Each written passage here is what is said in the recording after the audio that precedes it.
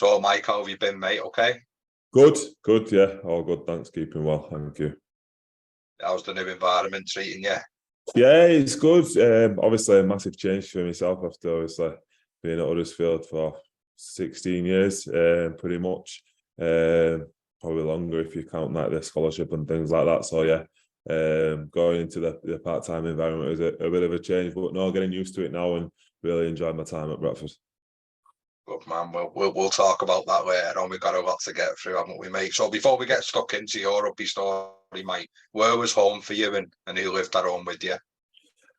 So home for me has changed a few times. To be fair, I was born in Huddersfield, and I lived in Dalton with my mum and my dad, my older sister and younger brother, and then when they divorced when I was about 5 years old, we moved to Thornhill in Dewsbury. Lived there for a couple of years. That's when I was first introduced to the game of rugby league. And then we moved back when I was 7 and moved to Newsham. And I lived in Newsham from the age of 7 till 18. So I kind of classed myself as from and raised in Newsham. And that was where I spent most of my time playing my amateur rugby. Right, mate. And at such a young age, if you're all right with me talking about it, how did you cope with the change in life? Was it just water off a duck's back because a kid's being a kid, hopefully, aren't they? Yeah, pretty much. Yeah, like I said, it was pretty much all I've ever known, really. My mum and dad, growing up apart, really. So yeah, my mum, we were with my mum, pretty much from when I was 5 years old, and it was just a normal for me. Yeah, they still get on fine, really. To be fair, but at that time, at 5 years old, you don't really know what's going on in their business. It's just what it is. Yeah, that's the beauty, mate, isn't it? Of being a kid, everything's good in it as far as Yeah, pretty much. You just took it in my stride at that age. Yeah, and so is that where the competitiveness comes from, mate? Having a busy household. Definitely, definitely. I'm very, very competitive. First up, best dressed. Yeah, very, very competitive. I remember playing board games and stuff like Snakes and Ladders, and yeah, it'd end in tears if I didn't win. So yeah, I was very, very competitive from a young age. Someone's telling me you were always the banker, mate. Oh, pretty much, mate. Literally, if I didn't win, no one was playing. It was one of those. So you mentioned there at Thornhill is when rugby league come into your life, mate. So how was that brought about, and where was that club at? So basically, when we moved to Thornhill, when my dad split up, we moved to the estate, and our house backed onto the rugby field. But my mum had no idea about rugby league or any kind of sport. But one day we were around at the next door neighbours, just after school, playing with their kids that were a similar age, and obviously there was some kids training in the backfield, obviously for Thornhill Trojans at the time, and my mum just asked the neighbour, what's the sport? What are those kids doing out there every Tuesday and Thursday night? And she went, oh, it's rugby league. You should take your Michael over. They'll have a team at his age, an under-7s team. You should take him over. So, yeah, my mum dragged me over one night. The coach, a guy called James, actually bought me my first pair of boots because my mum didn't know what they were. We didn't have much money growing up, to be fair. So he bought me my first pair of boots so I could join in. And I absolutely loved it. Absolutely loved it. I loved it because I could get, at that time, they didn't play through summer, I played through the winter, as you remember back in the amateur days. So I could get muddy and not get in trouble. So I used to love the fact that I could roll about in the mud, slide in the mud, not get in trouble. And then on a Sunday after the games, they'd give us hot dogs after every game, and I loved it. Loved it. That was the main thing. That's how the passion started, really, and then it kicked on from there. Right, mate. And do you remember much about them early days, how the pitches were and how many were playing? And because I don't know if you'll remember, but we used to have the cards. Yes, I do remember that. Yeah, I do remember lining up before a game and getting your card shown. And if the kid were a bit taller than everyone else, all parents would be kicking off saying, check his card, check the date on that card. And we used to have little plastic mini posts that we used to play with and stuff like that. And I think it must have been about 7 or 9 aside that you used to play. And your coach used to stand behind you and make sure everyone got a carry and things like that. So yeah, I do have some flashbacks of those early days, first playing the game. But one thing I knew is that I loved rugby league at that stage, and when it did come to moving to Huddersfield, we weren't in 4-0 for a long time. To be fair, because my older sister, she didn't settle in high school. She just started year 7 and didn't really settle. So my mum wanted to move back home because all the rest of my family were from Huddersfield, grandparents, my aunties, uncles, all from Huddersfield. So we moved back to Huddersfield then when I was 17-year-old. And when I was 7-year-old. And the first thing I wanted to do was, when I joined the school, the first question my mum asked was, what was the local rugby team? Because she knew I loved it from that one season at Thornhill. And I had a really good junior school teacher called Miss Rogers, and she pointed me in the direction of Newsham Panthers. Yeah, right. And were they well established, mate? Yeah, so Newsham was probably the biggest junior club in Huddersfield at the time. They had teams at all age groups, to be fair. And I joined the under-9s team when I was about 7 years old. I always played a year up, all the way through till obviously 16-year-old when I played my final season. So I always played a year up. They're still checking your cards the year up. No, to be fair. Yeah. So I always played a year up, and to be fair, my first coach was a guy called Bert Mackay. To be fair, and he just knew I had that passion for rugby league. He was one of the kids' dads, as you normally get pretty much at that age, and he just loved rugby league. To be fair, and he coached me till I was 13. To be fair, when his son packed in, when it normally gets to teenagers, as you know, lads start to get a bit bigger and it gets a bit tougher, and it's not for everyone at that age. And when his son decided to pack in, he left. And up until that point, I was okay. I was obviously consistent. I loved the game. I played on the wing and the centre, but didn't really get that much involved in the game. Didn't really have coach spend much one-on-one time with me.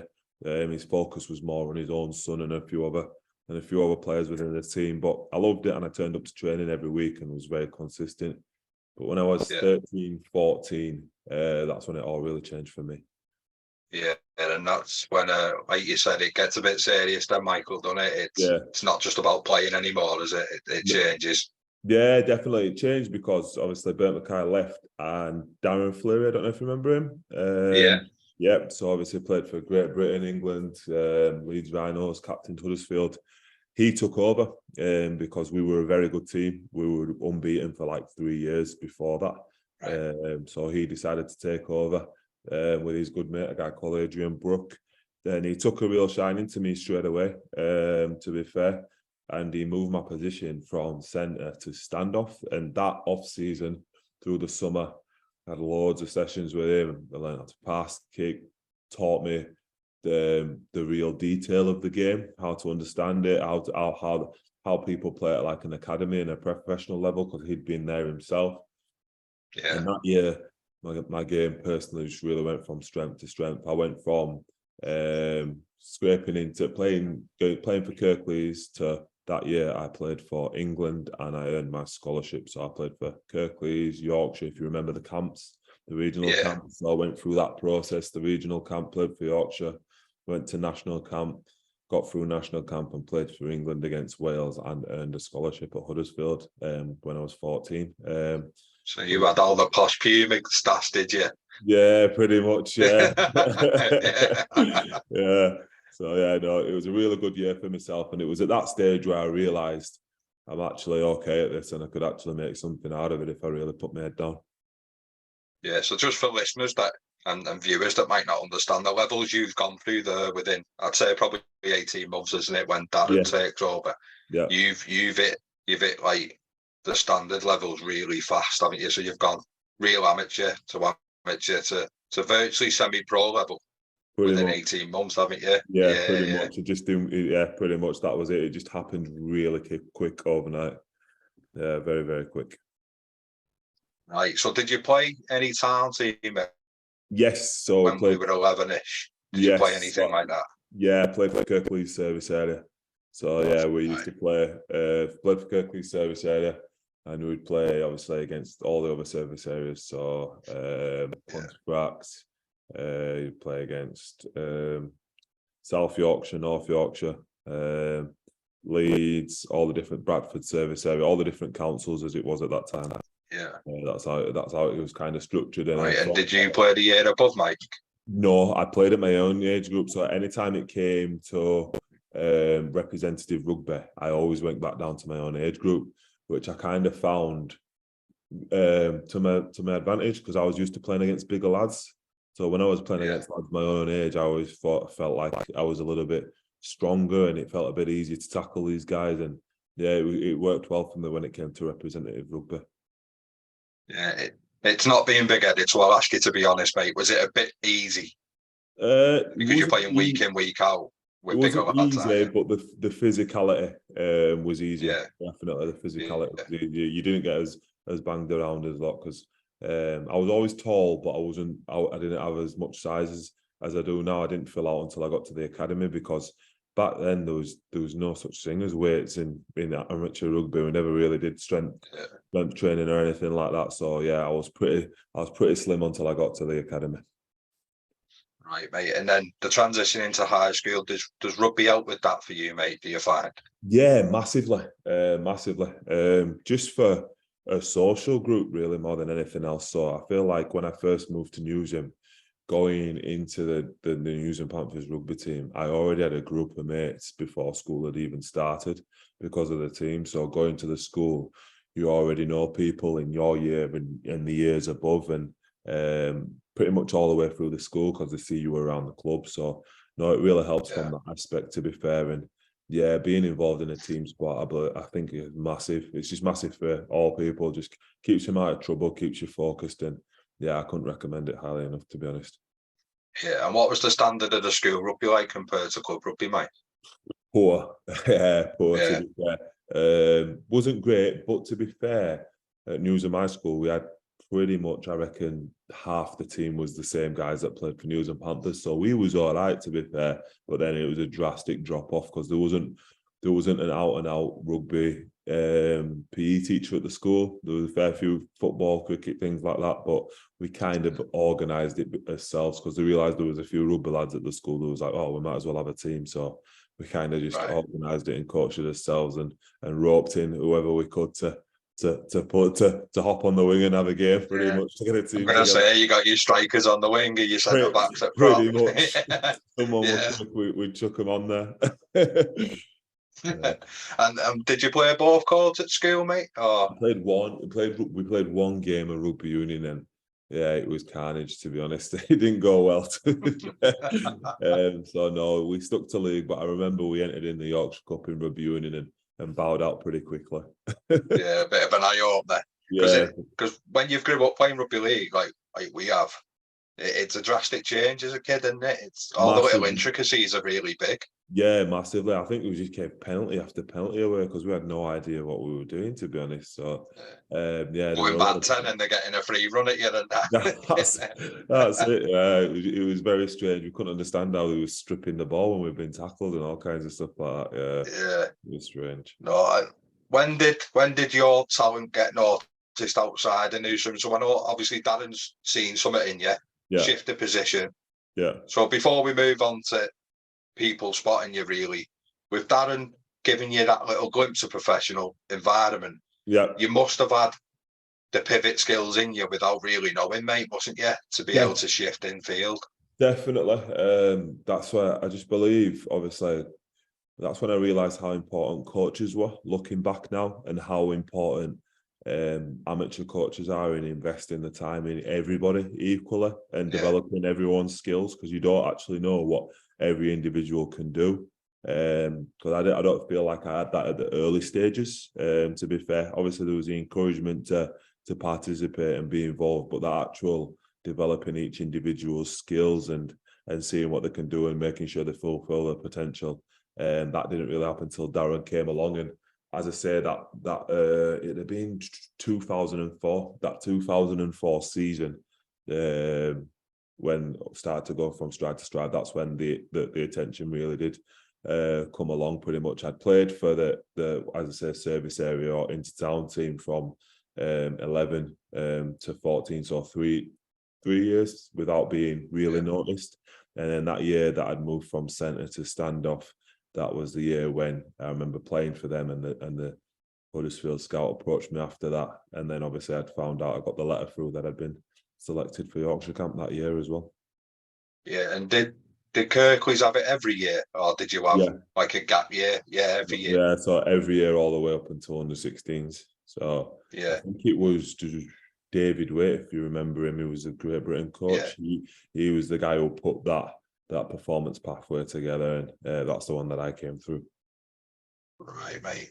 So when Huddersfield come and speak to you, mate, how does that work? So had you played a Yorkshire game, or did you play like a town game, like a service area game? It was a service area game, so I just finished playing. So you play 5 games for your service area, and then the Yorkshire scouts would come watch, and they'd pick the best 40 players.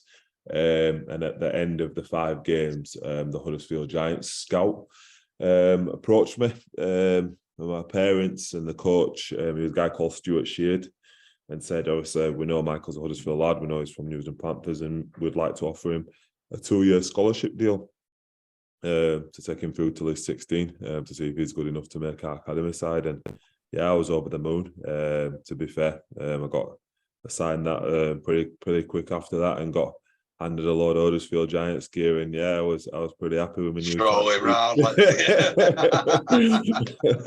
Conor McGregor in school. Pretty much. So, and what people will forget, mate, is social media weren't that big for us, was it? Growing up, so you'd have had like the letters, the landline, which kids won't really understand, will they? 100%, yeah, that's it. There was the paper. So at that stage, I was getting in the paper a fair bit. So I've still got a scrapbook of all my cutouts, pretty much, because my mum used to cut them all out. And still to this day, so for some of the big things, I still cut stuff out of the paper. I still buy the paper now. I've got that habit. It's class, that. And cut out the big things. Yeah, the last time I did it was actually just last year when I left Huddersfield. There was a big thing on the front page of the local paper for me to say, just thank you for my service to the club. So yeah, I've cut that one out, and that'll go in my scrapbook as well. That's class, that, mate. And again, like when we used to go on the internet, it was dial-up. Your landline was out of service. That's it. Yeah, beeping and that. And, yeah, I do remember that. But yeah, no, nothing like that for me, to be fair. Yeah, and growing up, it was literally local paper. If you made that, that's how you'd find out about stuff, or word of mouth. No, to be honest, mate, sometimes I think it's probably the best way, isn't it? 100%, yeah. There's a lot of distractions on the internet now, to be fair, and yeah, obviously being in the professional game, it can be tough at times. Right, now, since we're on the chat of scrapbooks and that, mate, what you like with memorabilia? Do you keep that? Yeah, I do. Yeah, I like to keep a lot of my things. To be fair, I've got pretty much all the what do you call it? All my trophies from when I was like 7-year-old. Players playing it under 9. Pretty much. And I remember once I got a decent story with my wedding, and it was the day after my wedding, and all my mates around just play rugby with me, all my team. And to be fair, on my wedding day, I spent that much time talking that you don't really have a proper beer at your wedding day. You spend your time talking to guests and all that kind of stuff. But then the second day, we had like a party for the kids, because there were no kids at the wedding. I had a pretty good drink that day, and I was home early in bed. But little did I know, everyone had come back to my house for a party, and they'd gone through the garage where I kept all my trophies in these boxes. And the lads have seen that I've got under 6 trophies, and they've put them all over my house. They were in my fridge, they were everywhere. And I got hammered next day. They were like, "You get trophies just for turning up at like, you get these." But no, yeah, I've not give any of them away, to be fair. I've got some old memorabilia, but I've got some good stuff as well, to be fair. I took a lot. You remember, mate, I just got a big vision of the Richie Rich vault and all like you growing up trophies and that. Oh, there is literally certificates from under 7s and under 8s. That's brilliant, that. Yeah, I don't throw nothing away, to be fair. They're all up in the attic now in boxes, to be fair. You never know, kids might look at them one day and think, "What is this?" That's brilliant.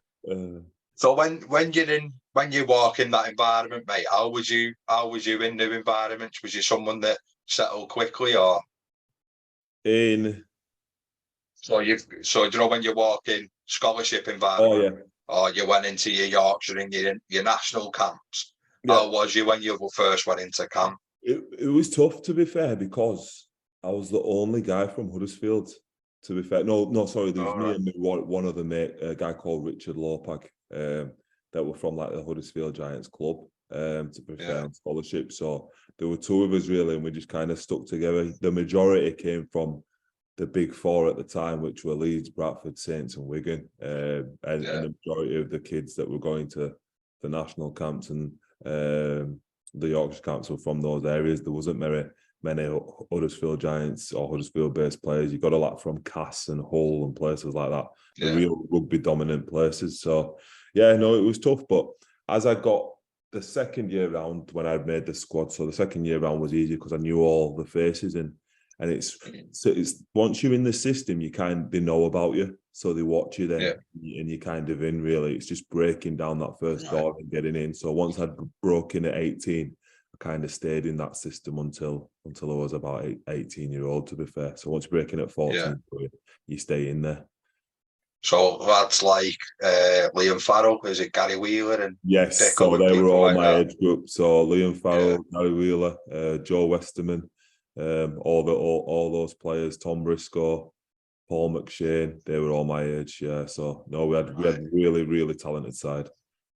Yeah, I was nowhere near the Puma stuff. Never mind that national stuff, mate. No, well, the thing is, you'll know about them now, but the likes of Blackbrook and Wigan St Pat's were like your bigger clubs up there, weren't they? So Blackbrook were Saints feeder team, Pats were Wigan's, but without being too disrespectful to other clubs, that's just the route, isn't it? Yeah, and pretty much. Been the clubs like up your way that were like that. Definitely. So, yeah. And then how many games do you play when you're in national camp, mate? Yeah, so for national, so obviously Yorkshire first, you'd play take the best 40 players, and Lancashire take the best 40 players. And then there'd be a Cumbrian camp as well. Same thing again, Cumbria, best 40 players. And then from that, they pick 20. And then you'd play like a 3-way tournament. So you'd play Cumbria and you'd play Lancashire. And they'd do the same. And then from those games, they'd pick 40 players again. And they would go to national camp. And then obviously from that, they pick the best 20 players to play against Wales. And that's kind of how it went. And then we played against Wales. And then the year after, the same thing happened, but the game was against France that year. Right. And is they still playing at 6, mate? I was still at 6, still playing 6 all the way. Yeah, all the way till I got to the academy. I stayed as a standoff. Right. So when you're in scholarship, mate, and you're in that environment and professionalism's becoming the new form of life for you. Yeah. What little sacrifices would have to be took back then for you?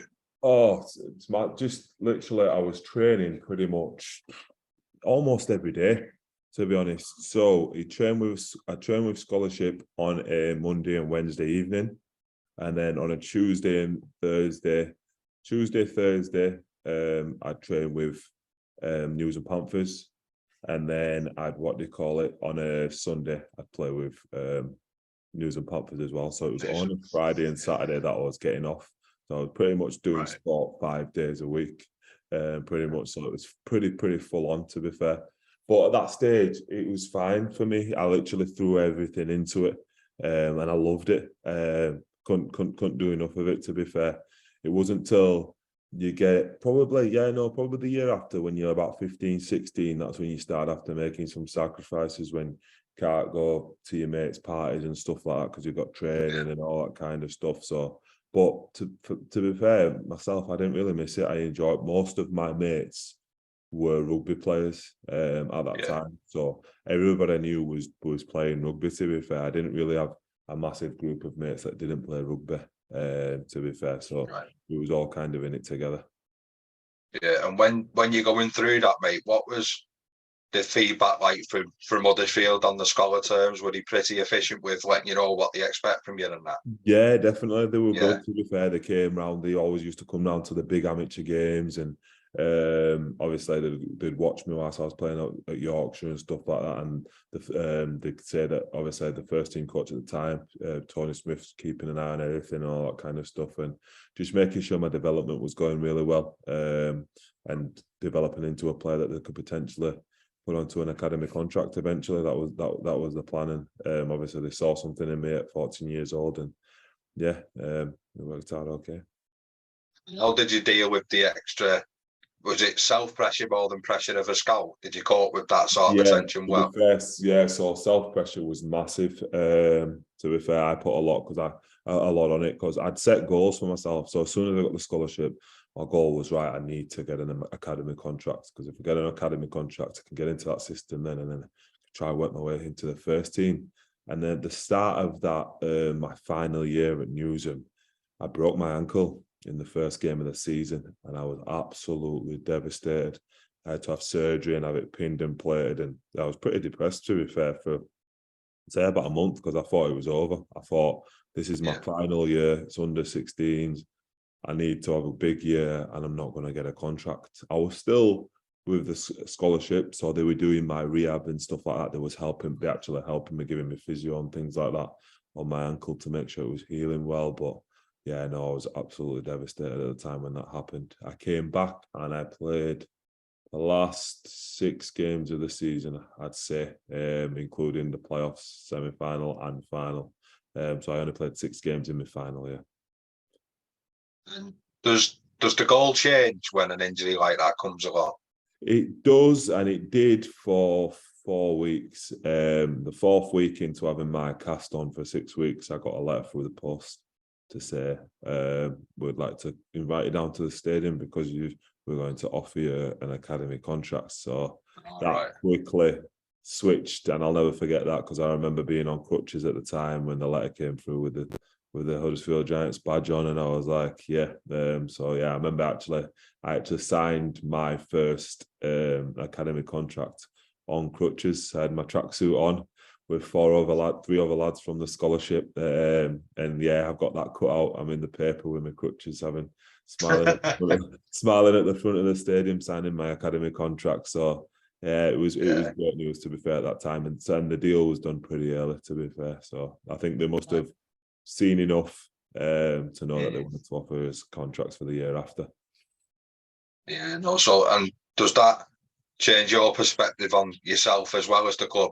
Because they're putting a bit of faith in you. It did at that time. I think my confidence from being a 14-year-old to 16-year-olds had just literally skyrocketed. It just skyrocketed just in my own ability, and everything was just, I was working extremely hard in training and doing so much extras. I used to go to the field all the time. I was obsessed, to be fair, and I'd been working on my game constantly. But yeah, my confidence levels just went through the roof, because I was just like, right, that's it, academy contract now. The next goal, this is the next goal. I want to make Yorkshire Academy. So once I go into Academy, like, the next goal is right, I want to make Yorkshire Academy and go from there, and then hopefully try and make the England Academy team and go from there. Well, it's mad to think that just that little influx from Daz has proper switched your mentality to personal gain. 100%. So when you've ticked that box, you're not hesitating onto the next all the time, aren't you? I was constantly. I'm still like that to this day, to be fair. My mind never stops going. I'm constantly looking at what's next, what's the next goal, what do I need to achieve, what do I need to improve. But no, I do look back now. Have you allowed yourself? Yeah, sorry, go on, mate. No, I say I do look back now, and I'm still very, very good mates with Daz, and yeah, he pretty much changed my life really at that age, because I like to. But I do think back and I think, what would rugby have looked like for me, and life would look like for me if he'd have not took over at that club at that time. So yeah, I'm grateful for that. It's probably a question for well beyond, but while it's in my head now, mate, did you ever give yourself time to enjoy the present and the moment? I don't know, to be fair. I'm not too sure. I'm not too sure I did. I did. Me mithering you that's allowing you to, innit? Pardon? Probably me mithering you and like getting you to look back. You probably I look back and I'm really proud with what I achieved. But like I said, at that time, it was just happening so fast. It just seemed like it was one thing after another.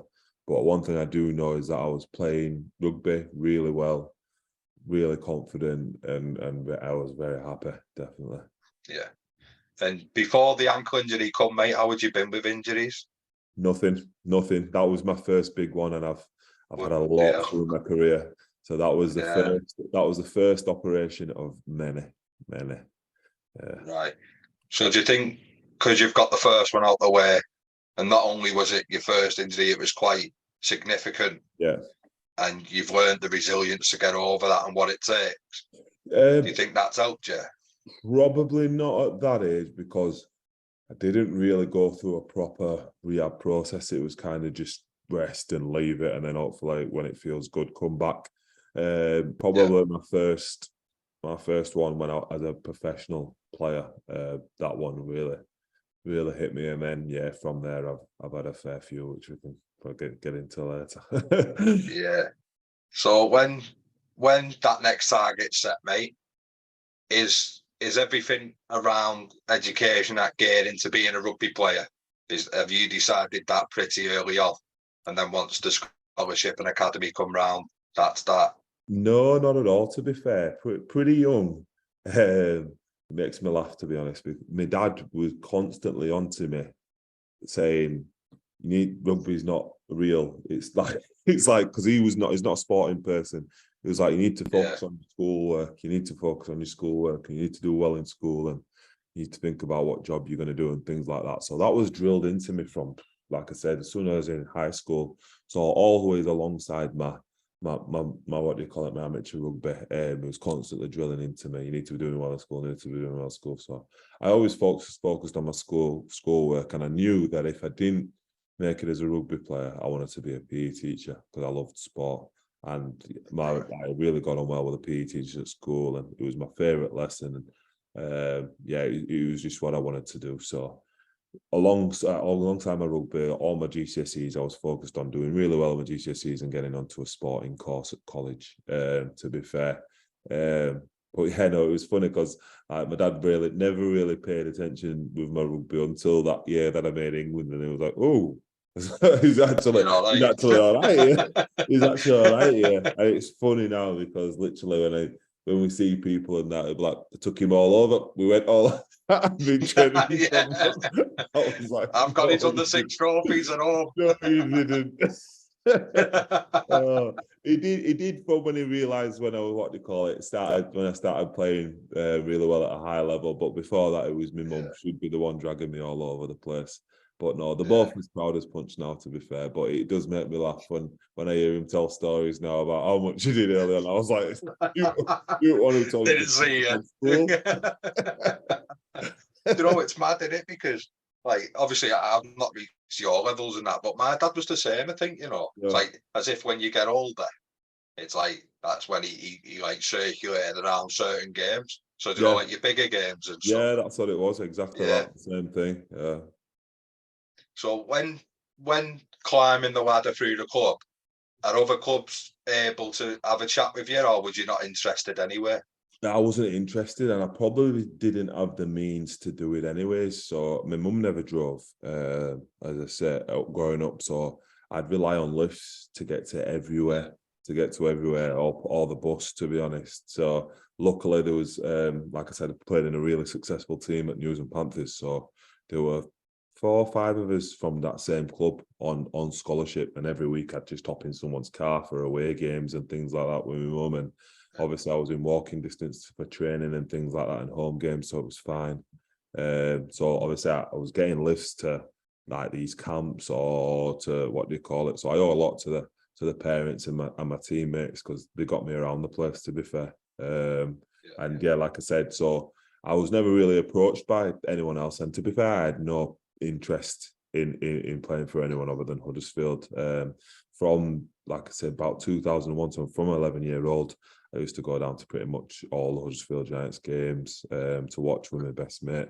So I had no interest of leaving the club, to be honest.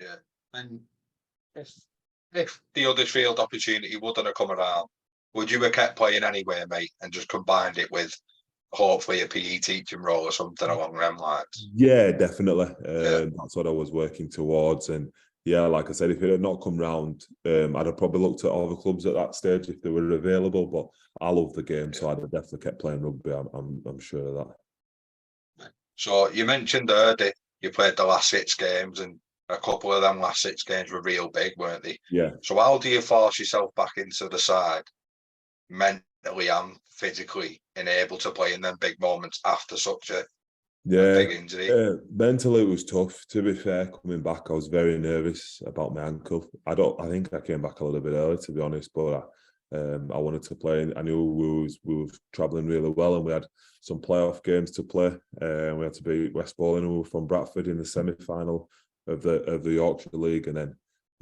we ended up playing West Hull in the final at the Boulevard. That was my last ever amateur game. To be fair, but no, yeah, mentally it was tough to come back, but I kind of built in confidence as the games went along. To be fair, and that's kind of one thing I've noticed with any injury, which put me in good stead over your career. The first game when you come back, and then first few sessions are a bit shaky, but as soon as your confidence grows in the injury, the more you play, and soon enough you forget about it when you're out there in the action. So I suppose with the position you've played throughout your career, really, you don't often get a choice. But I'll ask it anyway. And was you someone that needed an early touch or an early involvement? Yeah, I love that. Yeah, I get very nervous before games. I still do now, to be honest. Even though I played a lot of games, I still get very nervous before.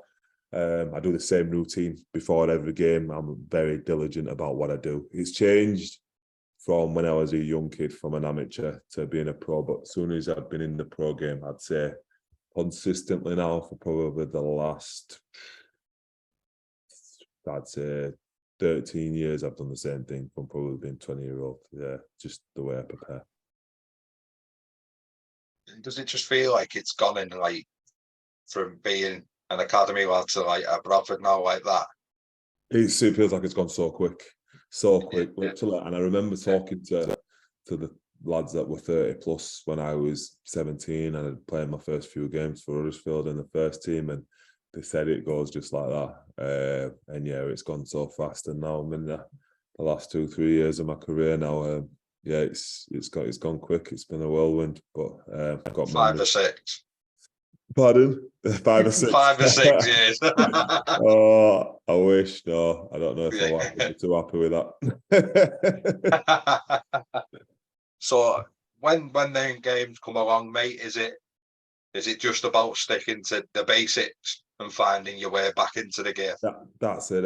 Yeah, definitely. Getting an early touch, getting involved, and not trying to do too much, but don't try to protect it. To be honest, just go out there and get a hit, get a tackle, and once you do that, your confidence will just grow, because you'll tackle someone, you'll be like, actually, I'm all right here, and then that's it. You're into the game. Then you can try to and obviously give it time. Make sure you've done all the rehab and you're fully healed. My advice would be not to come back early from injuries, because I've done that at professional level, and you just end up doing either the same thing again or something different. So yeah, make sure you complete your rehab, and then just get stuck in nice and early, and your confidence will grow. So how did that game at the Boulevard go, mate? Oh, so the final game for Newsham, yeah, it was a final, and we ended up losing. It was a real tight game. We lost 8-4. 8-4. Right. There was only 2 tries in the game, a try apiece, and then they kicked a goal. We missed our goal, to be fair. So it was what do you call it? It was 6-4 to them for a fair while, and they kicked a penalty towards the end. But yeah, no, it was a tough loss. I actually scored the try for us, so it was nice to play my final game for Newsham and get over the whitewash. Because I remember my sister, she was at university at Hull at the time, so she came to watch.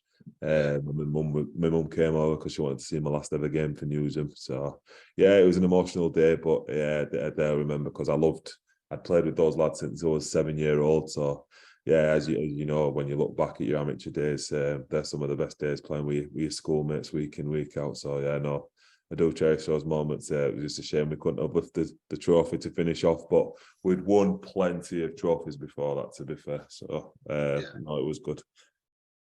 So the next stage, mate, do you go straight into a sort of pre-season and stuff then? So it kind of, the season finished in like March, because we were still playing through the winter then. And then, I pretty much had 4 weeks pre-season time with Huddersfield Giants Academy before the season was about to start for them. And their season kind of married up with Super League. So we played through the summer. So yeah, finished at like end of March, and the academy season was starting at the back end of April. To be fair, so I went straight down. We used to train on Leeds Road. We were coached by a guy called Wayne, two guys called Wayne Stead and Andy Proctor. And there were some very, very, very good players down there.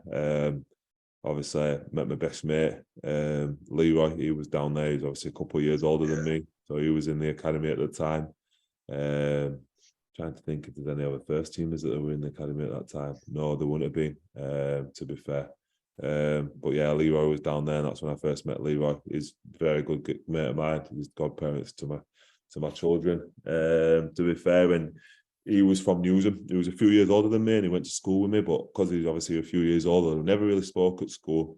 But once we got into the academy, we started travelling together, and then that's when we come a little bit closer. But yeah, no, it was good. Straight into the pre-season, and we got ready for my first academy game, which was against Salford at the Willows. To be fair, you play at the Willows. Yeah, against Salford at the Willows, and yeah, I was really excited. They put me on the wing for my first game, and it was a curtain raiser. So I don't know if you remember, but obviously we used to play before the first team game, and I remember coming out for the second half, and I'd never played in front of more than probably 50 to 100 people before. So we came out for the second half, and obviously Huddersfield Giants playing Salford first team at the Willows, and you don't know if you remember, but it's a pretty intimidating place when you played at the first team. And I remember coming out, and in the second half they were booing us and all sorts, and it was my first ever academy game, and there was I'd say about 4,000 or 5,000 in there in the second half when we were coming to yeah, and it was loud.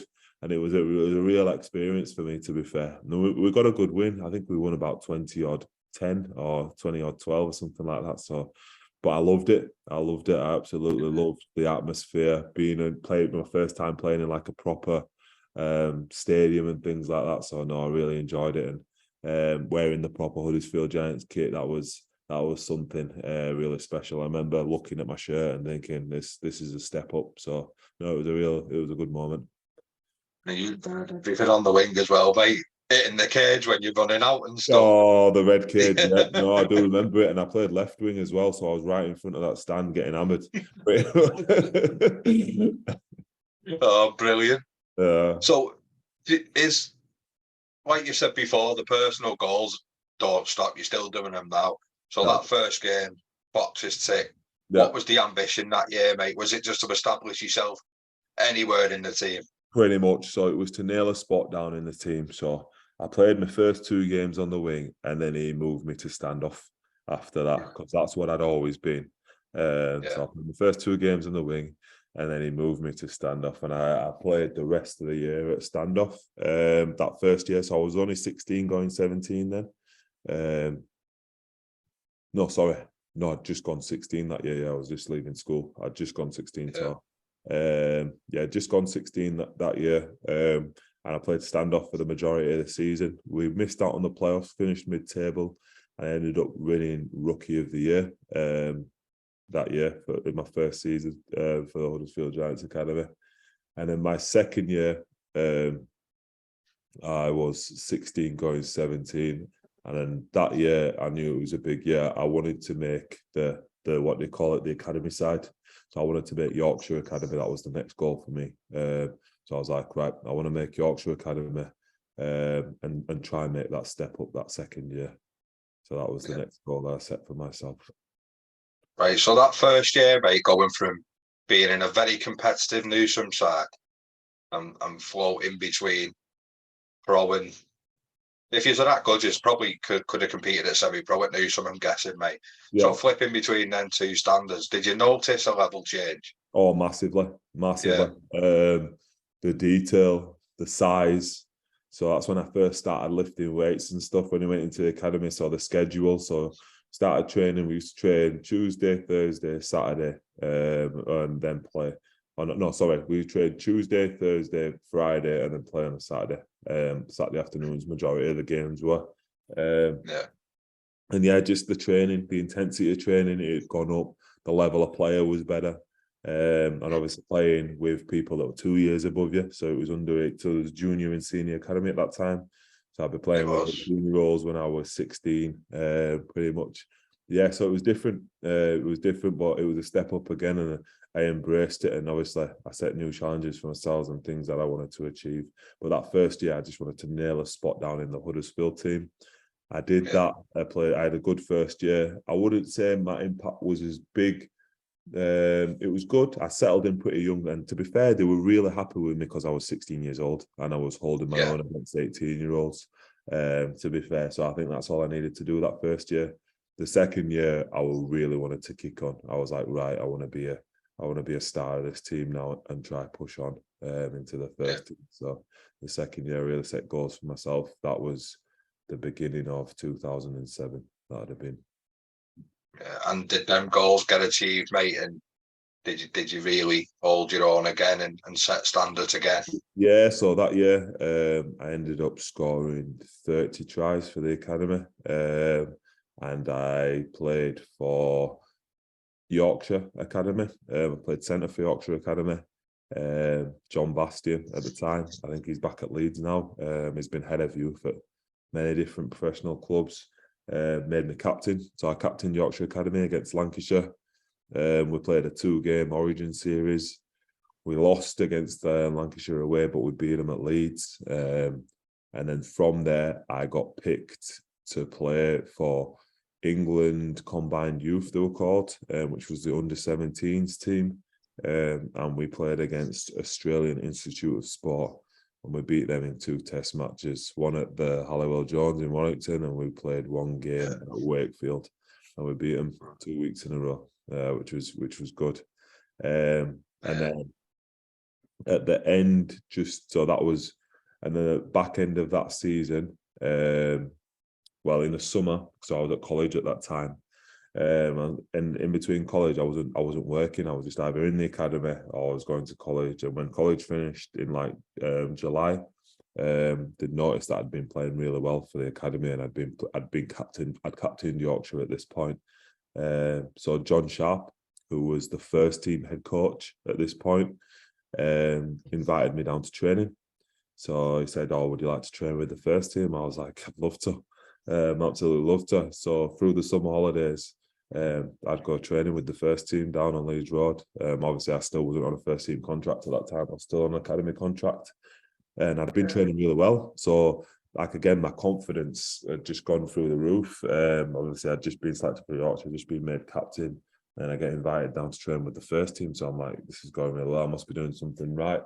And I've been training for them for about a month, and the first team were going through a really bad period with injuries and results, to be fair. And then it gets to August bank holiday weekend, and I remember obviously academy didn't have no game, to be fair.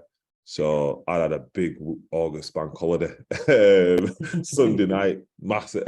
To be fair, had a real good time, and then on the on the Monday, I get a phone call saying, "Oh, can you come down to training?"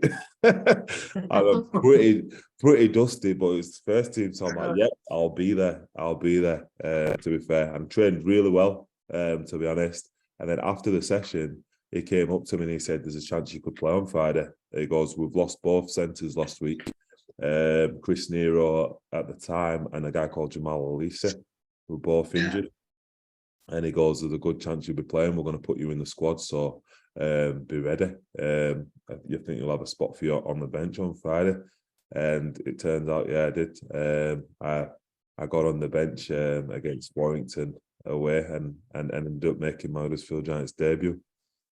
Whilst on the new contract, I wasn't signed to the first team yet at that time. Should have on the piss a bit more often, mate. I know. Bet you were gutted that Monday, you know. Sweat pissing out of here and that. They were both me and Leroy. They got invited down to training next day. We were like, "Oh wow." So, do you know when you were growing up, mate? Did you captain sides often, or as you've got older, has the leadership role become something you're more accustomed to? I think it was just as I got older. I think as I was younger, I've always been very, very professional and always wanted to do the right things and always been willing to learn. And I think that's something coaches have seen in me, rather than that I've seen in myself until I got older. But from a young age, I always did the right things. I was always in time for training, always worked hard, always willing to learn. I've never really been a person to mess about, and I've always tried my best in everything I've done. And I think that's something that coaches admired. So I've always been in like leadership groups or in and around captaincies growing up, to be fair. And then obviously as my career's developed, I've kind of developed that leadership role. So when you make your debut, mate, and you're coming off the bench at the Halliwell Jones, which at the time it's a very modern stadium as well, isn't it? So you've gone from playing at the Boulevard and the Willows to somewhere like the Halliwell. And is that when does a young lad grow a set and go, listen, like I'm here and I'm on the fringes. I've more than established myself. You're winning Rookie of the Year, you're captaining county, you're captaining academies, you're playing a key role now, and your versatility starting to show as well, isn't it? So how did you manage that whole situation? I don't really know. It kind of just, like I said, it was just a bit of a whirlwind. Everything happened really quick. It was just like I was just getting invited to different training session after training session after training session. And like I said, I think the qualities that I've got of being really hardworking, that's something that my parents installed in me from being young. My dad especially, was to work very hard at whatever you do. Make sure you're on time and make sure you work hard and you try your best, because you don't get nowhere in life without hard work. And like I said, that first game, that Warrington game, being sat on the bench, I was petrified. I was sat there shaking for about 78 minutes, pretty much. And I remember the academy had played before, and they were all in the stands. And every time I'd go to warm up, they were cheering and all that kind of stuff. I could hear them shouting me, to be fair. And then, it was on Sky Sports and everything at the time. I remember seeing Eddie and Steve-O before the game and seeing my name flash up on the big screen and stuff. And like, I'm only 17 at this time, and my best mate had like a big party down at his house, and my mum and all his family and a lot of my brothers and sisters had gone down to their house to watch the game. And it's 78th minute, I get a pat on my shoulder saying, "You're up, go on, get on." And I remember running down that sideline, and to be fair, I remember Ben Cooper, he was the trainer at the time at Huddersfield, and he just goes, just get a touch, just get a touch, just get a touch, like that. So I didn't even know what tackle it was. I just ran on, and Ryan Hudson, who was the hooker, I just pushed him out of the way and just did a scoop, picked it up and scooted. And I remember seeing Adrian Morley and Benny Westwood lining me up, and I think I slipped. I don't know if I slipped or I kind of flung myself, but I slipped and they both went flying over the top of me. Pretty much. Then I played the ball, and Chris Foreman kicked it down the other end, and then there were a couple of tackles. The final hooter went, and the only thing I could think was that Super League's easy. I took one carry, made no tackles, and I was like, "This is not too bad, to be fair." And we won the game, and that was my first taste of professional rugby. And it was class, to be fair. All the boys were great with me, to be fair, being so young and making my debut as a 17-year-old. And I remember after the game, Robbie Paul was playing at Huddersfield at the time, and obviously at that time they got off the bus and I was stood outside the stadium phoning a taxi on my phone because I had no car at the time, and he was like, "Don't worry, hop in with me, I'll give you a lift home." So obviously Robbie Paul's a massive star, and got his convertible, and he drove me to my mate Max's house, where all the family were, and he came inside and said how well I did and all that kind of stuff. And my mum was there kissing him on cheek, and that's like kind of a picture of all this kind of stuff. And I got really fond memories of it, to be fair. It was a day I'll never forget, to be fair, which was good. So I got a few minutes off the bench, but like I said, after that, that was in the August, at the end of the academy season. Obviously I got selected for England and played against the Institute of Sport, and then shortly, not long after that, I signed a professional contract in the December for the first team then, and did my first full pre-season with the first team then at the end of 2000. That's a mad few months, that, isn't it? Yeah, pretty much. So in the space of like 2 months, I made my debut, played for England under 17s, and then signed a full-time contract. No wonder you don't get a chance to enjoy it, really, or like not enjoy it, like appreciate it, do you? Because it is constantly It doesn't stop. fast. Yeah, it doesn't stop. You're Yeah. just constantly, what's next? What's next? What's next? What have I got to do now? It don't stop. It's not till you look back and do things like this that you appreciate what you've done. I'd love to see your like superimposed, sky thing where they turn around and you're like that. Brilliant. I wish you'd had a picture of that. How funny would that be? I had a lot more hair back then because I think they were still doing. Yeah, they did. They still did the slow mos out of the changing rooms back then. I don't know if you remember those. Yeah, yeah, pretty much. So, yeah, I do remember watching all that. No, it's mad. It's mad because you've grew up loving the game.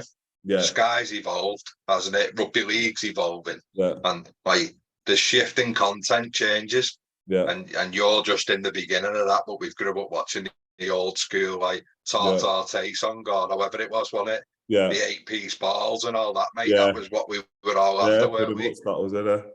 Yeah. So when the England shout comes along, mate, do you appreciate how big that is? Especially because a lot of them Aussie schoolboys really kick on and achieve, don't they, over there? Yes. It's a big scout. Yeah, so that was the year after. So the Institute of Sport was, I knew that's just like the what do you call it? That's like one area. It's like one area of Australia. I think it's like just Sydney or something like that. But then the year after, obviously, I was in the first team. And I knew this was me. So after I signed that contract, I knew coming up in 2008 that there was going to be an England Academy tour to Australia. So that was the next goal I set for myself. The goal I set for myself was, right, in the first team now, I've got first team contract for 3 years. I want to make my full debut. So I want to make my full debut and start again for Huddersfield. And I want to get on that plane to Australia because I know I'm still under 18. I'm 17 years old. Technically, I'm in the final year of junior academy, but I never played academy again after that. And I played a lot of senior academy, but not junior academy. And I wanted to get on the plane to Australia in August, which I ended up doing. I ended up getting selected to go to Australia.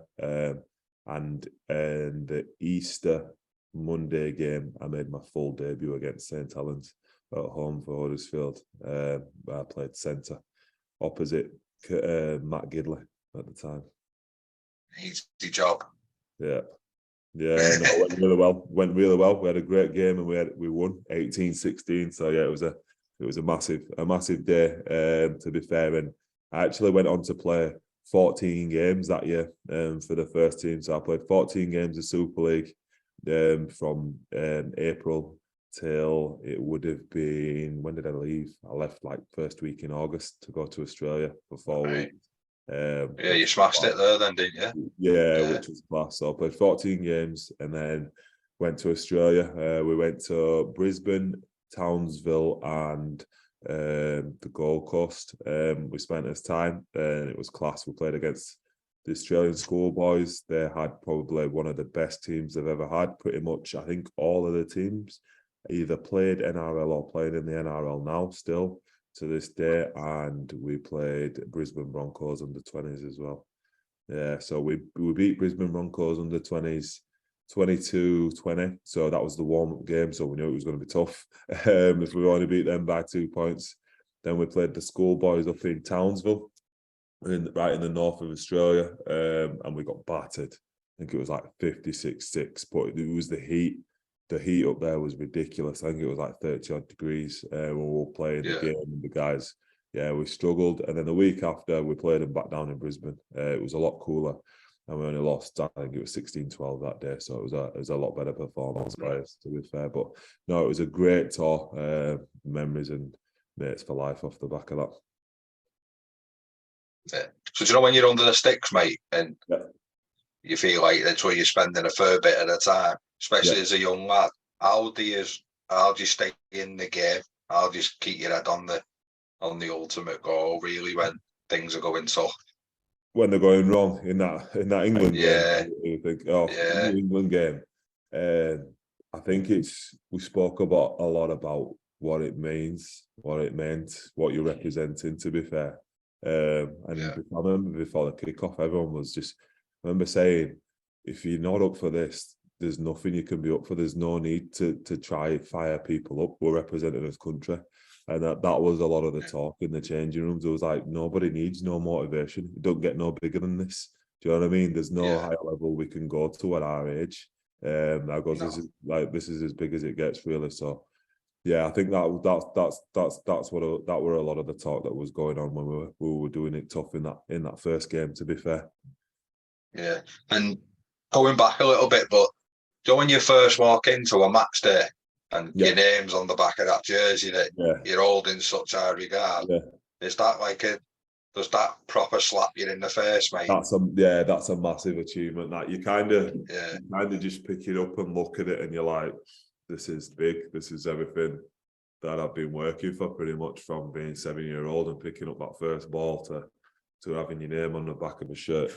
It's a massive deal, and it's something that you take great pride in. Definitely early in your career. One thing that does happen, which is bad, which you've kind of like snapped out of as you get older, is you lose it and you kind of take it for granted a little bit. It becomes normal. And then as you come towards the back end of your career, you start appreciating it again, because you know it's going to stop soon. Do you know what I mean? So when you first start, you really appreciate it, and the excitement is really there. And then through that 20 to 30 probably period, you start to take it a little bit for granted, as it's just week in, week out, this is what's normal. And then once you hit 30 and you realise, right, I'm coming towards the back, you start to savour everything a little bit more then. Imagine when you're in the grind, it's just your job. It's like a job, isn't it? You're constantly rolling. You're just rocking up to work every day. You're walking up to work every week. You're just doing your job. You don't really take time to think that, I'm playing in front of 10,000 people today. It just becomes the normal. Do you know what I mean? Just like, I'm playing on Sky on a Friday night on TV, and everybody's coming to watch me. It just becomes normal. And then later down the line, you look back and you think, actually, this is not normal. Not everybody gets to do this. So you start to appreciate it a bit more again. And a similar question, really, but do you know when you see that first top in the crowd with your name on? Yeah. Oh, wait, say like, because we've all done it, waited outside changes for autographs and that, haven't we? When they turn the jersey down, maybe, and it's like Lawrence 11. Yeah. Or how is that bizarre? Yeah, that's a massive feeling. Yeah, the weirdest one for me was when people first started asking me for my autograph, because I didn't have one. I'd not practiced one. I'd not done one. I knew you were going to say that. That's the one more than the shirt. It was the autographs. That was the one for me. So. But that first year, I actually went home and I had to practice one. I had to make one that was quick and better than just writing my name in block capitals and ruining people's shirts. Pretty much so. Oh, class. I actually had to practice my autograph, because like you said, there'd be fans waiting outside stadiums with books full of pictures of myself and other players, and that was the one for me. That was strange and took some getting used to. Bet it was, mate. So you're in the thick of things now, and you're becoming from a boy to a man, aren't you? And just one of the things, was it ever close to leaving Huddersfield, or were the talks nice and easy and negotiations were short and sweet and done and dusted? So from the age of 17, when I signed that first contract, within 1 year, I'd renewed that contract. When I was 18, I signed a 5-year deal. And to be honest, until the age of 29, I never got to the final year of a contract. They never let me. I was never off contract. So I never had the opportunity to leave unless someone was going to pay for me and buy me. So I think I'd got to like 2 or 3 years left on my contract, and they'd be like, we want to extend you. We want to extend your contract. We want to extend your contract. So I never got to a position to negotiate with others until I was 29. But I had no ambition to negotiate with others, really, to be fair. I was always very happy. I was always playing every single week. We were very successful for the first half of my career, to be fair. I had no passion to leave the club, to be fair, at any stage. Yeah.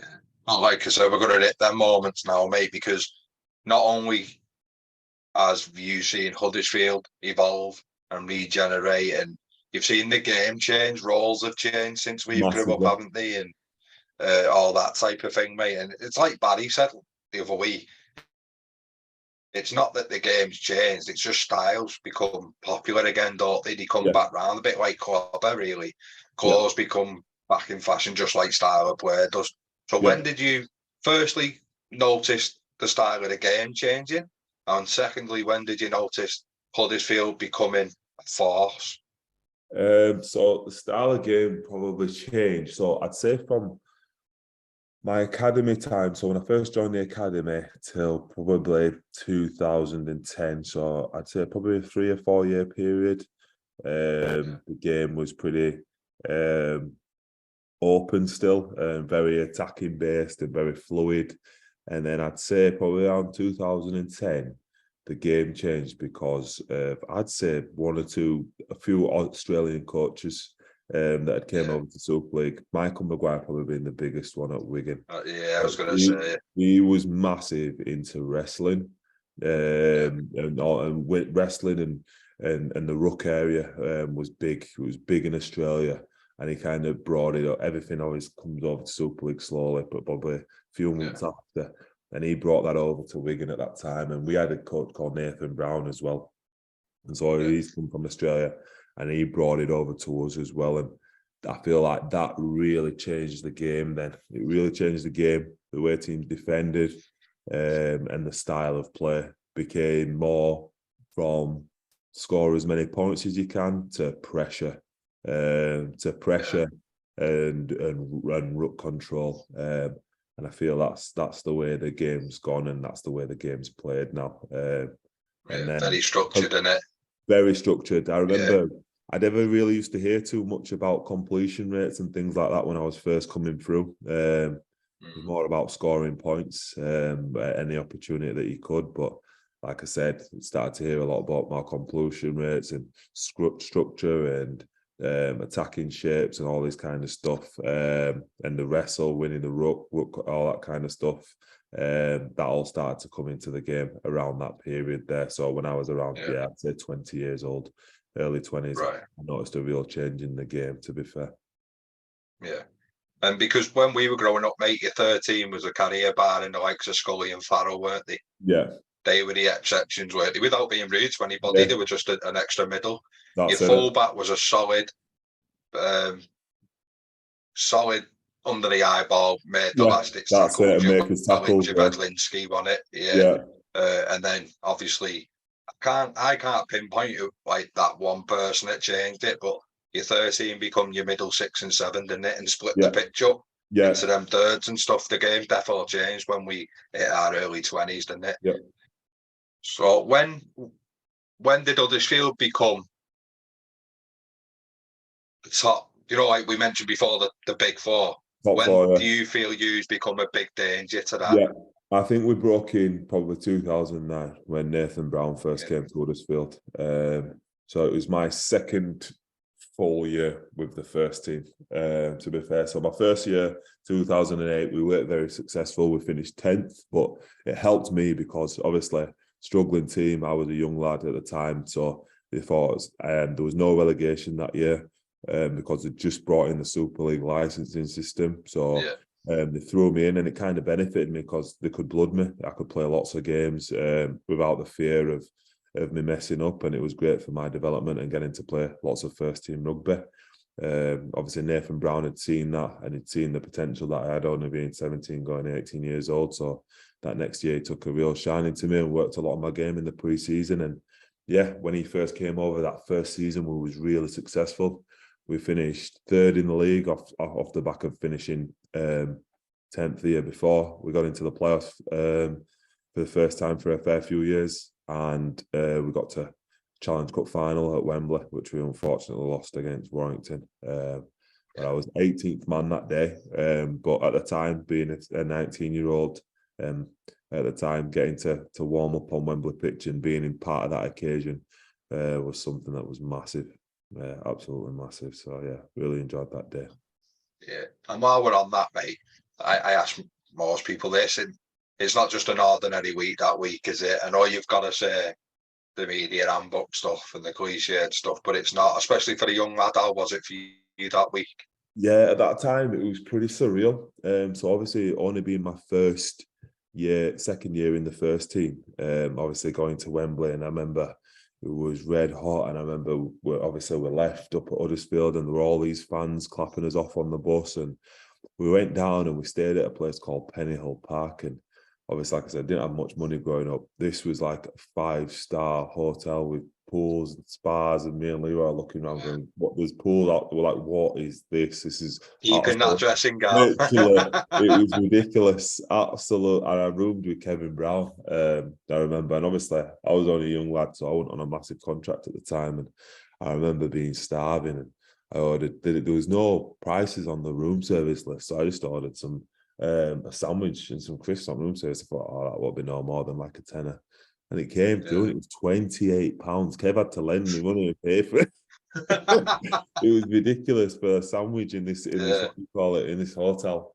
But no, it was a great experience. And obviously I remember rolling up to Wembley for the first time and seeing, I think there were about 60,000 fans there, to be fair, that day. And the noise when I first went out to warm up, it just went woof, and it really does hit you. And to be fair, at that time, I was like, I wish I was playing. I understood, because I remember a few weeks before I had the tough conversation with Nathan Brown that he was going to go with experience. Jamal Alisi and Paul Fatawira had both played for New Zealand at the time, and they got picked in the centres, and I was under 19, and I was like, fair enough, being a 19-year-old, I was like, my chance will come round again. Well, I know it'd take us a long time to get back, but I really enjoyed that experience at that stage, and we had a massive party after in the Hilton Hotel, which my girlfriend at the time, my wife now, came down to, and we made good use of the free food and drink that was on offer. You did after that. So do you know much about Pennyhill, mate? So I knew that it was the rugby, is it England Rugby Union's training base? Yeah. So yeah, it's a great spot. Yeah, it's a very nice spot. Yeah. No wonder it was 28 quid, isn't it? Yeah, I know, for a sandwich. So again, with you being young, did you expect a lot more of them days to come along more often? That's exactly it. So I thought my second year, wow, we've got to Wembley, it must be normal. This must be the normal to get to finals. My second full-time season, I thought, got to Challenge Cup final, oh, it'd be fine. I'll play next year when we get back, or the year after. To get back to an actual final, I've been back to one as part of a squad member, as 18th man again, which was last year, as a 32-year-old. So it took us 12 years to get back to a final. In between then, I've lost one Challenge Cup and 3. So I've lost 4 semi-finals in between. 4 semi-finals. So I've lost the Challenge Cup semi-final. We lost a playoff semi-final in 2010 against St Helens. That was one game away from Old Trafford at Knowsley Road. That was the last ever game at Knowsley Road. Then in 2012, we lost against Warrington in a Challenge Cup semi-final to go back to Wembley. Then in 2013, we lost against Warrington in a playoff semi-final at Halliwell Jones to go to the grand final. That was the year we won the League Leaders' Shield. We missed out then. And then in 2015, we lost to Wigan at the DW Stadium in a playoff semi-final to go to Old Trafford. So like I said, I could have played in potentially 3 Challenge Cup finals and 3 grand finals, but it's a tough spot. It is, and it also justifies them long-term contracts at Huddersfield, because you're definitely knocking on the door, aren't you? Like, them games are sometimes 1 or 2 players away, 1 play away, aren't they? Yeah, it's that close. It's that fine close. Margins. That first one against St Helens, I scored 2 tries that game, and we were leading going into the last 10 minutes. And then Kieran Cunningham came back on. It was his last year at St Helens, and he scored 2 late tries to get them to the grand final in 2011. But yeah, no, it was disappointing to say the least. But it is what it is. That's rugby league. That's it, mate. And when you're around them big nights, and in the back of your mind, when you're establishing yourself at this point at centre, aren't you, mate? And you've adapted to that role now. And is it international call up something you had a box ready to be ticked? Yeah, definitely. So at the start of the 2012 season, the what do you call it? Steve McNamara came in during pre-season, and he said they were looking to establish something called the England Knights. So it was a pathway for players that they saw potentially being England first team players. So he came in and pitched the idea to everyone, and then he said after the first 6 rounds of Super League, he'll be announcing this squad, which was virtually an under-23s squad kind of thing, really, to be fair. And I was selected. I was selected to play for England, to go to the first training camp, actually, sorry.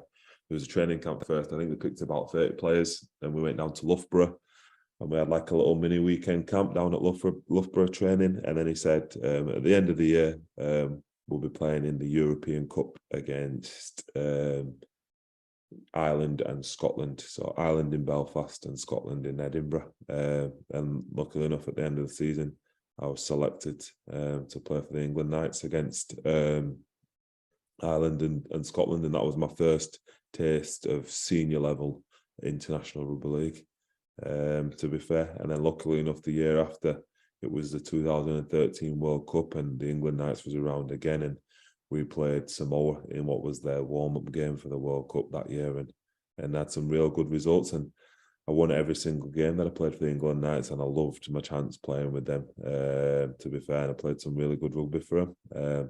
I never did quite kick on up to the first team. Right. So when did the prospect of the Jamaica side come around? Has that been something that's long been in the pipeline, or? Yeah, so pretty much I'd been asked to play for Jamaica all throughout my career, but up until the age of probably, I reckon, 27, I was adamant that I still wanted to make the England first team, to be fair. But it was getting harder and harder because of the move of position at centre. Yeah. Felt there was less competition, and then they moved me into Paul Anderson moved me into the back row first and foremost, back row 13.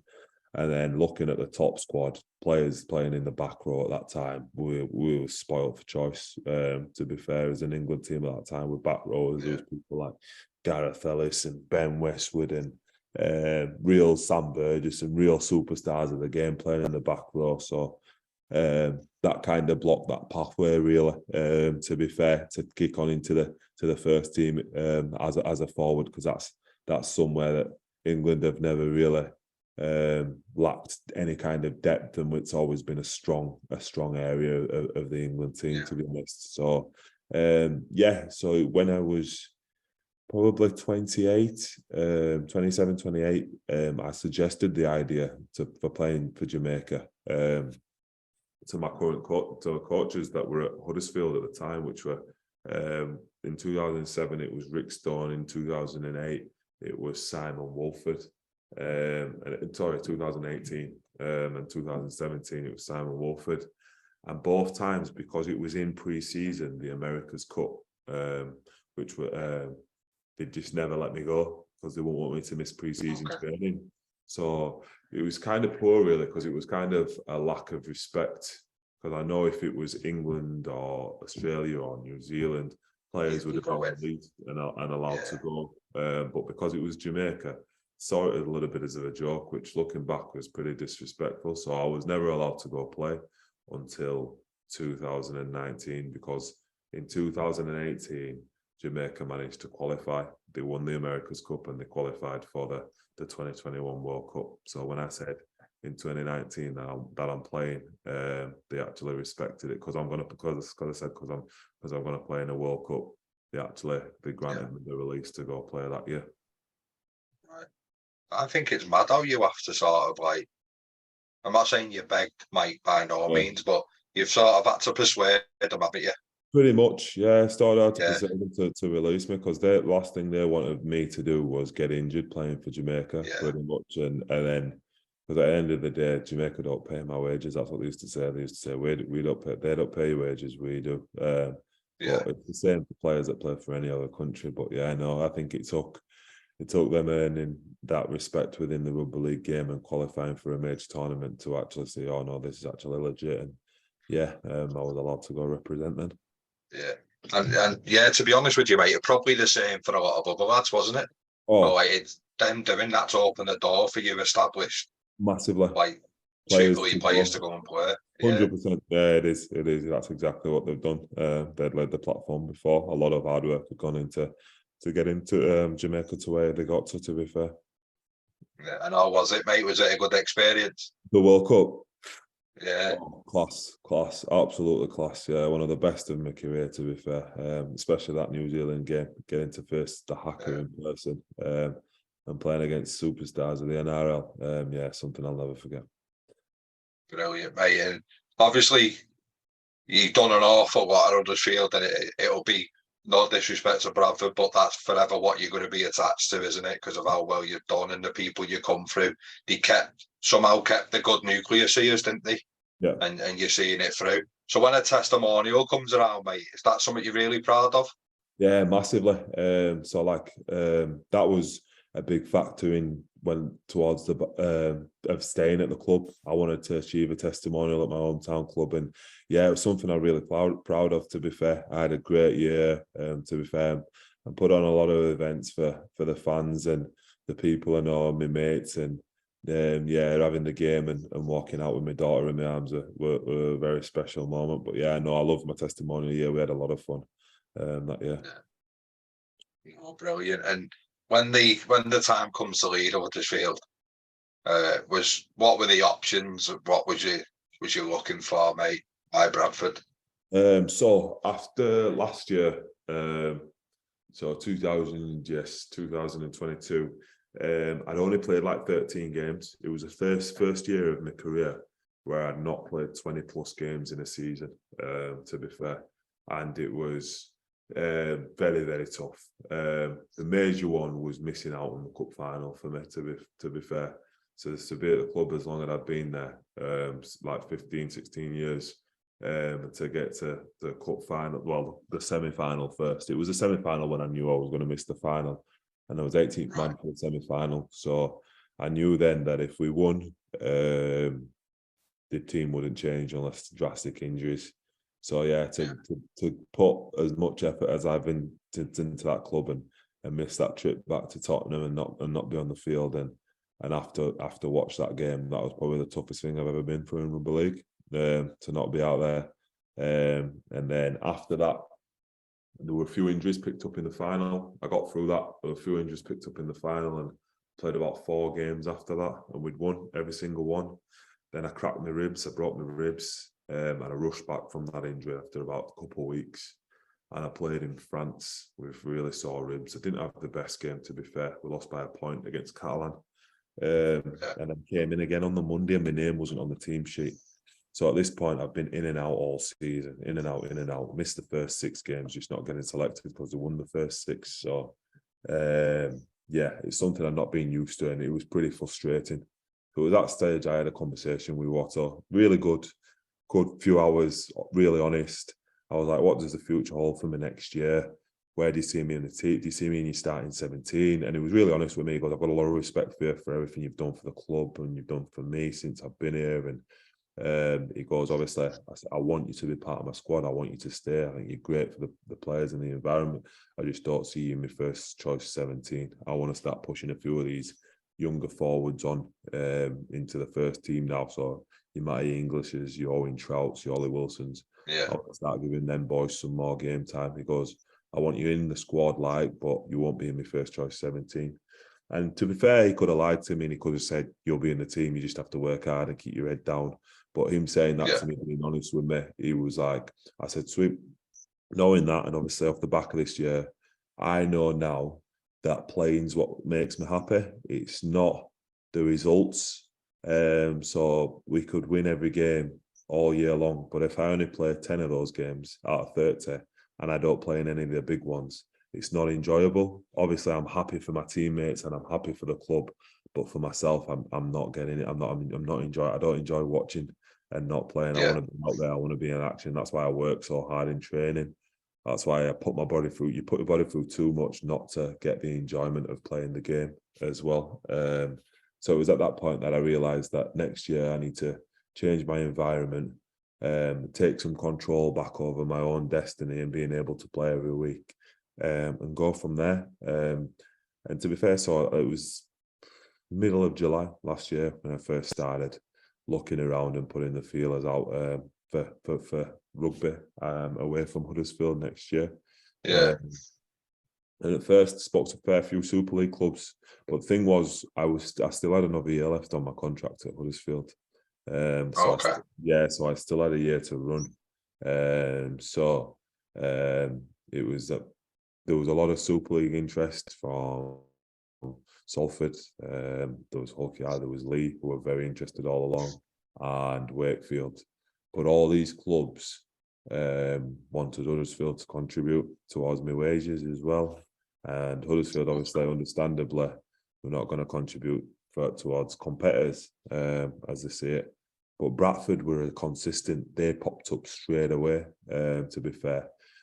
And I've always liked Bradford, to be fair. As a club, like I said, when we were growing up, they were the best team in the world, to be fair, at one stage. And I chose to play my testimonial game against Bradford because I really admired the club and everything they'd done. And they were a constant throughout, but I was always pretty set my sights on wanting to play in, wanting to play in Super League. So it gets towards, obviously, the end of the season, and it's the week before the playoffs. And we play Wakefield in his last home game. And I knew that, obviously, Watto was going to rest all the boys that he wanted to play in the playoff game against Salford on the weekend. I knew I was playing for Huddersfield that Friday night. And in my head, and Watto's, and maybe a few other staff members that might have known, and my close mates, Leroy and Jermaine, that was going to be my last game for Huddersfield in my head. In my head, I was never going to pull on another Huddersfield shirt again, to be fair. So I wanted to make sure I had a good game that night, and I played pretty much all the game. And it went to extra time, and we won in extra time, to be fair. And it was just a good feeling to know that I'd won in my last game, the last time I've ever played on a Huddersfield shirt. And I made sure to stay out and thank all the fans. Little did they know that it was my last game, but I knew myself that I'm just going to take my time to say my goodbyes. Most of my family came down to watch, and that was that, really. And then the week after, obviously, we had a shocking display in the playoffs, and that was it. The season was done, but it was a pretty much, personally, it was pretty much a nightmare year for myself, really. It was really tough. But as a team, it was pretty successful and a step forward from the year before. But then I went to the World Cup. But just before the World Cup, Wakefield, the last two Super League clubs, so Wakefield and Lee, went pretty quiet once they realised the numbers that we was talking about. And I went to the World Cup. I thought, I'll just focus on the World Cup and I'll deal with this after. And the World Cup was class. I got my love for the game back, really, again, the enjoyment, because I didn't enjoy last year, but I really enjoyed the World Cup. And then coming off the back of the World Cup, I was adamant. Watto rung me, to be fair, a few days after, and was like, "Is anything sorted yet?" I goes, with my agent, but nothing's done as of yet, to be honest. But I'm hoping to have something sorted in the next few days. And then I spoke to my agent, and he goes, "The Bradford thing's still there, to be fair." He goes, "They're really keen for you there.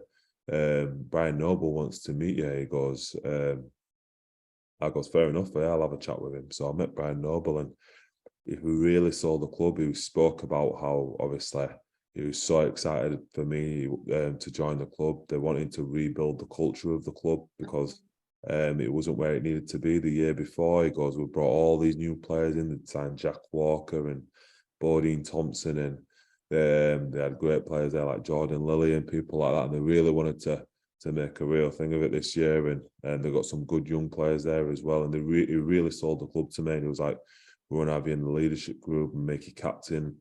And to be fair, Huddersfield, Richard and Nigel Wood, they have a great relationship with each other, and they managed to come to an agreement with the finances. And he goes, 'I think the best thing to do is to send you on for this first year a season-long loan, and then the second year we'll offer you a contract.' So I ended up signing a 2-year deal. So the first year is a season-long loan. So Huddersfield are just kind of carrying on my contract for this first year, and then next year Bradford will take over. And I ended up signing a 2-year deal just after the World Cup. So it all happened pretty quick. in that time, and the news came out, and yeah, pretty much as you say, we used to have papers and stuff. My social media all went crazy, and my phone didn't stop blowing up all night. So nobody will come from captain, kicker, number 6. Pretty much. Go back to the old school. Pretty much, yeah.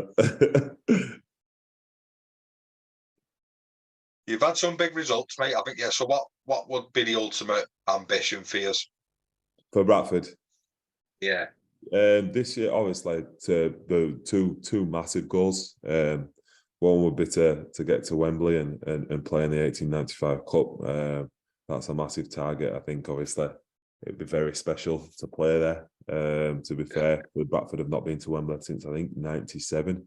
So it'd be huge for the club to get back to Wembley and play in a final. And for myself personally, having been twice and not actually played, but warmed up, to get there and be able to pull on a shirt and actually to run on the field would be huge. And also the Super League, like I say, the club, the history of the club, they're massive. They've got a massive fan base, and it'd be good to get that club back to where it belongs, because I feel it's massive for the game and Super League, and that's the aim. That's the ultimate goal, really. To be fair, to get Bradford Bulls back to where they belong. And I believe at the start of any season, if your goal is not to win the competition, you shouldn't really be out there playing the game. So yeah, that's our goal. Our goal is to go out there, win every game, and do as best we can. Mate, and obviously the new job's been announced, isn't it? Where you're going? So was one eye with Bradford on setting the platform for the future as well, and how will it be juggling that? Yeah, so that's something that came to fruition. That was all. I was always, so back in 2017. I had a big knee injury.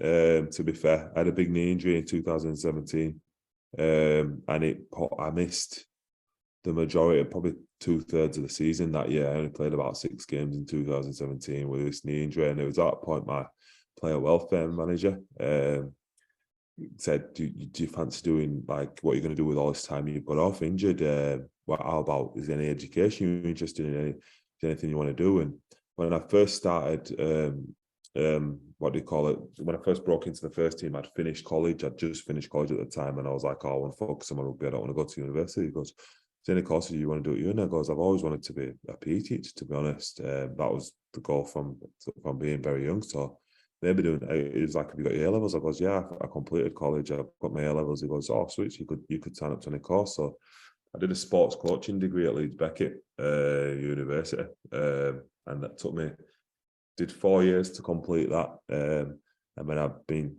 currently on my PGC. So after that, I was like, I want to get my teaching qualification, and hopefully when rugby league finishes, go into teaching. But then obviously what happened with Bradford happened last year, and I was like, this is kind of perfect timing, really. And it was another factor in the decision to go, because I was like, I can probably dropping down and going to part-time environment where you train in an evening. So we'll train Monday, Tuesday, Thursday, Saturday, and players games on a weekend. But you train from pretty much 4 p.m. till 8 p.m. on a night. You can, can work during the day. So I was like, this is going to tie in really nicely, to be fair, and kind of get my foot in the door for when time does come to hang up the boots, that I can just go full time and step into teaching. Whereas if you stay in Super League, it's kind of a bit more harsh and a bit more abrupt, as one day you're there playing full-time rugby and the next day you've got no job, to be fair, and there's no real transition, to be fair. So it's a lot tougher. Yeah, it happens for a reason, mate, and that obviously was the reason for that happening, wasn't it? Definitely. Right. So a few daft questions for you, mate. No worries. So any pre-match superstitions, mate? Pre-match superstitions. Not so much superstitions, but I do get like ready a certain way. Yeah, so it has to be shorts, socks, shorts, ankle strapped, socks, boots, wrist strapped, and then shirt has to go on last. Yeah, shirt goes on very last thing. Yeah, but I have to do everything in a certain order. And ankles have to. Sorry, no. The weirdest one is I have to strap my left ankle before my right ankle. If they make the mistake, I'd have to take it off and do it again. Yeah, would you? Yeah, it's very weird. It's mad, isn't it? Yeah, it's weird. I do left ankle first every time. Right, mate. So the definition of this next word's different for everybody, mate. But the toughest player you played with and against? Toughest player with, I would say, toughest player I played with would be Luke Robinson. Luke Robinson. Very, very, very tough. Very small in stature, but very, very tough. Probably been knocked out more times than I can remember. He's played with some ridiculous injuries. He's got a metal hip now, which is probably because he was so tough when he actually played the game. But yeah, I'd say Robbo's up there with one of the toughest players I've played with. Then against, I would say Adrian Morley. He was tough, very, very tough. Yeah, we went through a period at Huddersfield where we couldn't beat Warrington. We lost to him 11 times in a row in the space of like 2 years. And I remember he was part of that team, to be fair. And yeah, very, very, very, very tough guy to play against. Unit, mate. Yeah. So your favourite away ground that you've played at? Favourite away ground? Oh, it's a tie, to be fair. I don't know. I'd say I'd have to say Headingley, to be fair. I'd say Headingley. Really popular one, didn't we? Yeah. Yeah, I was going to say Headingley. Headingley's really good, to be fair, when it's full. I do love playing at the KC, but it's only good if the crowd, there's a good crowd in there. The KC's class, but I'd say Headingley probably just pips it. Yeah. Prefer the new ones, mate. Yeah. Pardon? Prefer the newer stadiums. Yeah, I do. Yeah, I do prefer the newer grounds, to be fair. Yeah, what they call it. The old ones are good, but the fields at the newer ones are a lot better, to be fair. Obviously, the ones where the grounds where football's played, you get a real fast track. You find at the older grounds, your Castlefords and your Wakefields, at the grounds, it's a lot heavier and it's a bit more old school. And it's a bit tighter in the changing rooms. So, say you're out with the lads, mate, and you've had a few beers, the microphone comes in your hand. What are you going to give us on the karaoke? Three Little Birds, Bob Marley. Oh, Shaggy, it wasn't me, but that's the one against me. But yeah, they're me two go-tos, to be fair. I'm not shy on karaoke. I love a bit of karaoke, to be fair. So if you could go back to a younger you, mate, what would you tell yourself from what you've learned so far? I would say just to don't take it for granted. Don't take it for granted because it goes so quick. And just don't take it for granted and savor everything that happens. Savor everything a little bit more. Yeah, and I understand if you don't want to, mate, with you still playing, but if you're willing to, a 1 to 13 that you played. Oh, so far, I would say my number one would be Brett Hodgson. He was class, absolutely class. He pretty much, when he came to the Huddersfield club with Nathan Brown, he pretty much turned the club around, changed the culture, and obviously went on to win Man of Steel in his first year at the club. Big part in getting to Wembley back in 2009. My wingers would be Jermaine McGilvray and David Hodgson. Both class, to be fair. Both. Jermaine obviously has gone on to represent England numerous times and win best winger in the world. And David Hodgson was a class winger at Huddersfield, and it was great for my development as a centre and a winger. My first few years at Huddersfield, he'd play outside me a fair few times, and he'd talk to me and help me through the games. So yeah, he was a big part of my development. Centres, I'd say Leroy. Obviously, he was a club legend. Leroy Cudjoe was class, probably the best right centre I've ever played with, and obviously played for England for a fair few years early in his career. And then the left centre, I would say it's a close one, very close. It's either between Paul Fatawira or Ricky Latella, to be fair. They were both class, both New Zealand. Well, Ricky's Samoan. Fats was a New Zealander, but both class centres. Probably just tip it to Ricky, probably over Fats. But yeah, I'd say Ricky Latella. Then In the halves, you have to go Danny Brough at Scumar, club legend, obviously. And, a lot of the success at Huddersfield, all those years from 2010 to 2015, he was involved in, and obviously played a major role in us winning the League Leaders' Shield in 2013 when he won the Man of Steel. My standoff, would have to say Kevin Brown. He was a big part in that time as well, and obviously went on to play for England and won trophies and almost won the World Cup with England back in 2017. So I'd say Kevin Brown and Danny Brough in the halves. And then the pack, I would go Earl, who was a club legend, Earl Crabtree. And I'd say Chris Hill is come in. And ever since he's been at the club these past 2 years, he's been absolutely class, to be fair. Absolutely class. It's one of those players I've played against all my career, and I have not actually appreciated how good he is until you play with him and you see what he does week out. So yeah, I'd say Hilly and Earl up front. Hooker, I'd say it's a close one. Ooh. I'd say I go with Sean Lunt. Sean Lunt was class when he was at the club, and obviously again played a big part in the success we had during that time. I was going to toss it up between him and Danny Levi, but I think Sean Lunt was there a bit longer and he was a bit more consistent for us. In the back row, I would go with Dave Farlongo. It was class. Dave Farlongo played for New Zealand and Samoa. I mean, I'd go Chris McQueen. Since he's been at the club, he's been outstanding. To be fair, to still be doing what he's doing at 36-year-old every week.